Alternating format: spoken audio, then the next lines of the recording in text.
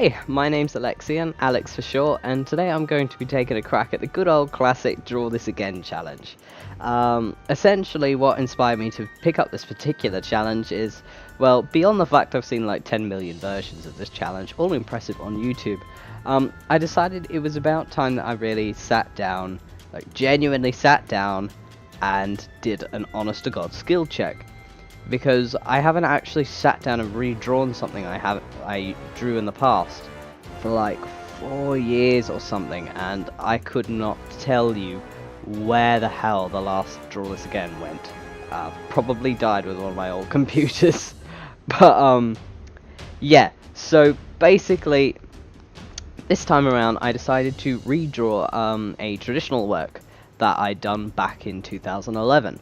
Which was the picture you can see in the little corner. I'll show you a big version at the end, which is, yeah, basically a picture of the three Japanese-like warriors kind of standing in a circle with their backs to each other. And that was like the height of my dynamic poses back then. I did all the notorious no-nos. I hid my hands in really pathetic ways. I didn't draw feet. I chickened out of the important stuff. I knew jack all about clothes. I was too stubborn to do tutorials. I was 16. What do you expect? Everyone's stubborn at least a little bit when they're 16. We all go through the rebellious phase, I think. But, yeah, basically, it's just a litany of errors in the old pic that I never really picked up on when I was younger. And, yeah, so the pic was originally ink with watercolor pencil, I think. And believe it or not, as you can tell by that horribly done moon in the sky, it was supposed to be originally set in the middle of the night. So that's how well my coloring skills were back then.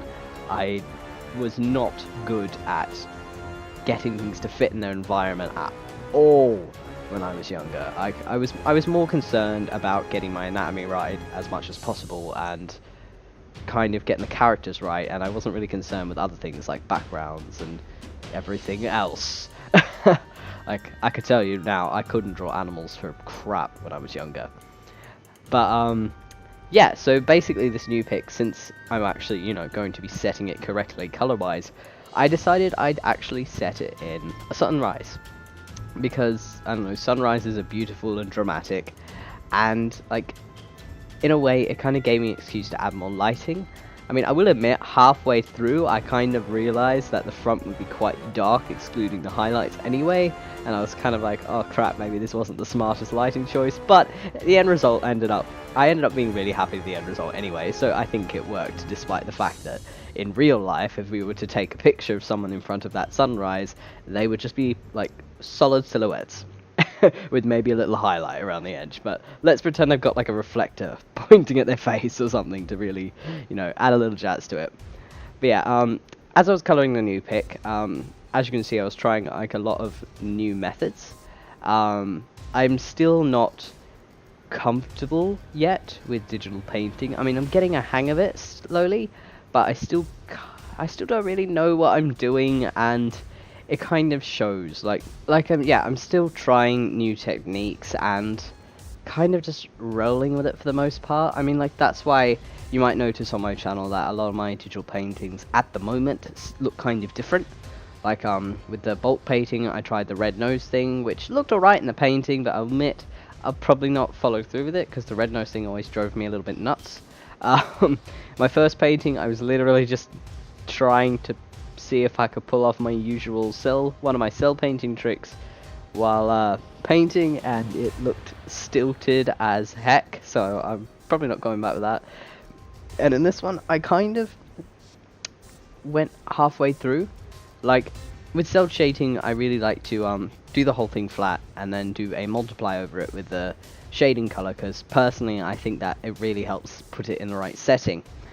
And in this, I kind of did a mixture of both. Like, I do like a almost flat colouring of the face or whatnot, and then I'd kind of multiply over it, and kind of just rinse and repeat, I guess. Like, as you could probably tell, like, I wasn't completely confident in the colours that I was picking, because in some areas it looks like either a bit dirty or just a little bit odd, and that's mostly because I wasn't 100% comfortable in the colours that I was picking, and yeah, so, and I don't think I was getting my values right in a couple of cases, and so next time I'll probably actually experiment with doing the whole black and white value thing, because I've heard that really helps in terms of getting things to pop correctly, and I've never tried it, so I might do that next time actually, you know, give it a whirl.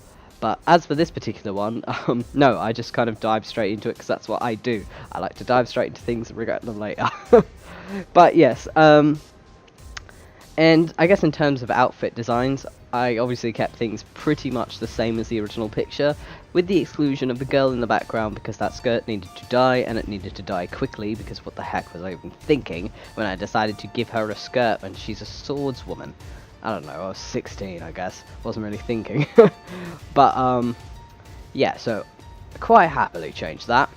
I guess another thing as well is, compared to the old picture, I now have a much better idea as to what clothes do when exposed to wind.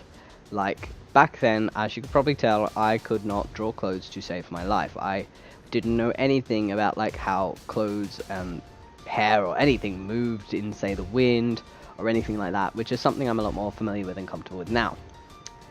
But yes, and I guess finally as well is this is a new thing as well that I'd never tried before, which is the whole bold chunky highlight thing that I've seen in a lot of paintings, and I've absolutely loved the effect in them, and I kind of decided this time around, since I was doing a, you know, a good old like sunrise thing with the backlight, I thought I'd give it a shot, which is, yeah, it's that yellow that's being painted right now. And yeah, so yeah, I decided to give that a crack, and I personally think it ended up working out really well. I mean, in some cases, like I ended up like removing the yellow highlight and stuff because it ended up looking silly. But yeah, and like, I'm not gonna lie, like I still think I've got a long way to go in terms of digital painting, but in comparison to the old pic of 6 years ago, I think I have genuinely come a long way with art. And it really goes to show that if you put your head down and you keep trying, and you even do stuff that you're not comfortable with, like me and digital painting, one day you're going to be doing the stuff of the people that you look up to and you go, I'd never be able to do that. Like, one day that's going to be you. So, you know, keep at it, and it'll pay off one day, you know? Because I never thought it would pay off, and right now it's starting to, and I'm like genuinely really feeling it. Art-wise. But yeah, basically I'm not sure what else to talk about. But yeah, for the final stage of this painting, I merged the line art down onto the thing, and kind of tried to blend it into the best of my ability. I'm not 100% sure if I'm going to keep using this like normal line art method. I might, you know, play with it a bit more, see if it keeps working, but I do think that it worked out a bit better than my last one, and it gave the colour a bit more room, so I'm pretty happy with that. But